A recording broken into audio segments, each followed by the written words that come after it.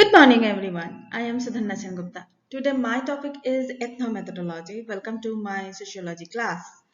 Let's start. Ethnomethodology, what is? It is a commonsensical topic.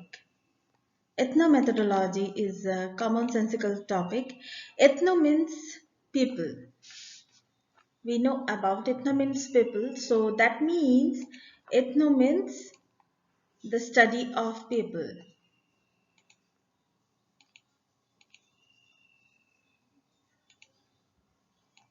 The study of people. Whole society means macro. You know about that. That means holistic. And who is the founder of the ethnomethodology? He is coined the ethnomethodology term. This is Harold Garfinkel in 1940s. It is practical reasoning that people can understand. It is a practical thing.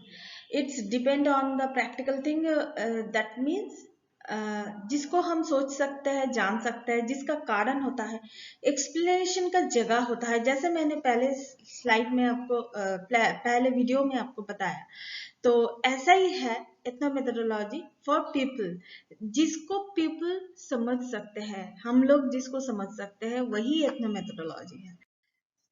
Then we should know about the what is micro and what is macro.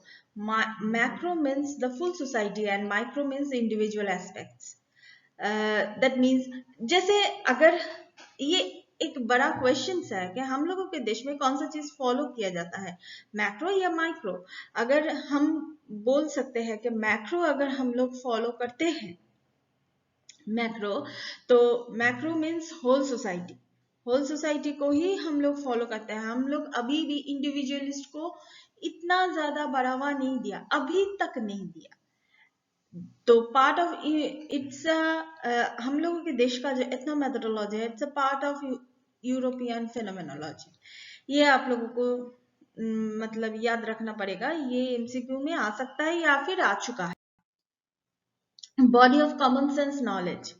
ये एथनोमेथोडोलॉजी जो है, जिसको मैंने first slide में मैंने बताया, ये common sensical एक सब्जेक्ट टॉपिक है, जिसको कॉमन सेंस के थ्रू हम लोगों को समझना पड़ेगा.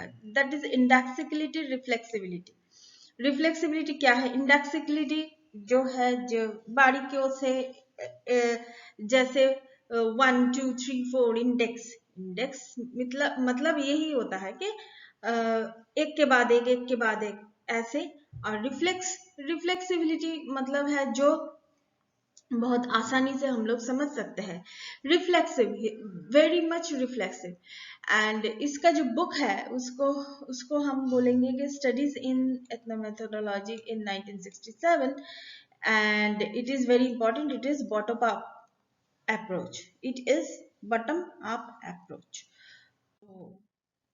Main concept of Garfinkel ethnomethodology is focus on the study of the method that is individuals using doing social life to produce mutually recognizable interactions within the suited context, producing order lines. It explores how member actual or ordinary activities produce the manage of the sittings of the organized everyday situation. That is, doing life means जो हो रहा है. Doing means continuous tense. जो हो रहा है, जो everyday life में, member जो everyday life में जो कर रहे हैं उसी को हम बोल सकते हैं. और एवरीडे लाइफ में हम लोगों के जीवन जैसे ऑर्गेनाइज्ड होता है, ऑर्गेनाइज्ड एवरी सिचुएशन, हम लोगों के जीवन का हर एक बारीकियां एक ऑर्गेनाइज्ड होते हैं. आप लोग अगर सोचेंगे, जैसे मैं सुबह और इवनिंग को मैं वीडियो अपलोड करती हूँ, उसके बीच में मैं अपने घर का काम करती हूँ, सब कुछ करती हूँ. उसके बाद मैं आप लोगों के लिए ये स्टडी मैट रेडी करती हूँ. उसके लिए एक ऑर्गेनाइज्ड होना पड़ेगा. मुझे एक चीज मुझे पता है कि इस टाइम से इस टाइम मैं ये करूंगी, उस टाइम से उस टाइम मैं वो करूंगी. ऐसा ही बात है जैसे कि हम लोगों का एवरीडे, सिर्फ मेरा नहीं आपका भी एवरीडे क्या है, ऑर्गेनाइज सिचुएशन के ऊपर ही चल रहा है। आप ऑर्गेनाइज्ड आपको होना ही पड़ेगा।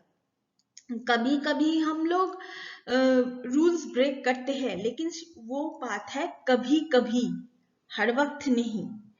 तो ये ऑर्गेनाइज्ड होगा। तो इसी को बोलते हैं इथनो मेथोडोलॉजी। जैसे कॉमन सेंस, कॉमन सेंस मतलब मुझे ये वीडियो बनाना है, इट्स कॉमन सेंस। मैं इसके बदले में मैं किसी के साथ गप्पे नहीं लड़ाऊंगी, ये कॉमन सेंस है।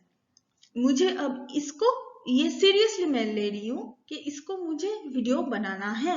That is the doing, present continuous tense, organized in every situation. इस वर्ड को आप ध्यान से याद रखेंगे कि organized in every situation.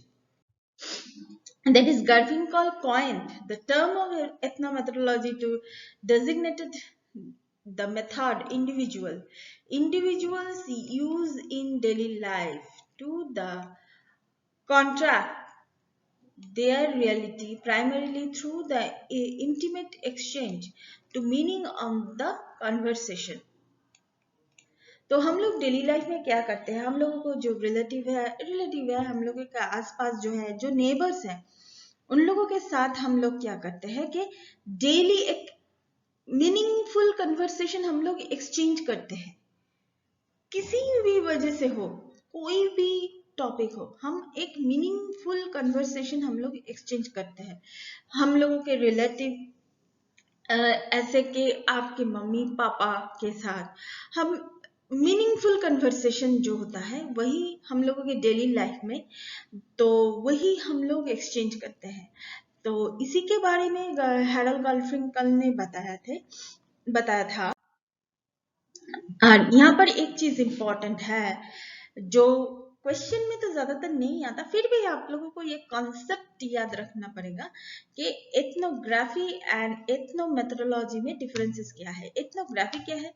Observational approach examines work practice in the naturalistic settings, मतलब ये ऑब्जर्वेशन के ऊपर बेस है। एथनोग्राफी जो है वो ऑब्जर्व करते हैं सब कुछ। और एथनोमेथोडोलॉजी क्या है? ये कॉमन सेंसिकल एक थिंक है, वो तो ऑब्जर्व करते ही है, उसके स्ट्रक्चर वाइज वो काम भी करते हैं। According to the theoretical framework, यहाँ पर लिखा हुआ है analysis, attempting to analysis this using some theoretical framework, इसको हम एथनोमेथोडोलॉजी बोल सकते हैं। तो एथनोग्राफी क्या है? ये ऑब्जर्वेशनल अप्रोच है। इसको ऑब्जर्वेशनल हम अप्रोच बोल सकते हैं। और एथनोमेथोडोलॉजी को अप्रोच क्या करते हैं? एनालिसिस करते हैं। ठीक है, एनालिसिस करते हैं, उसके बाद हम एक थियोरेटिकल फ्रेमवर्क हम दे सकते हैं उसके ऊपर। तो इसी को बोलते हैं एथनोमेथोडोलॉजी। तो thank you so much, please keep watching and please subscribe my channel. Till then, good bye.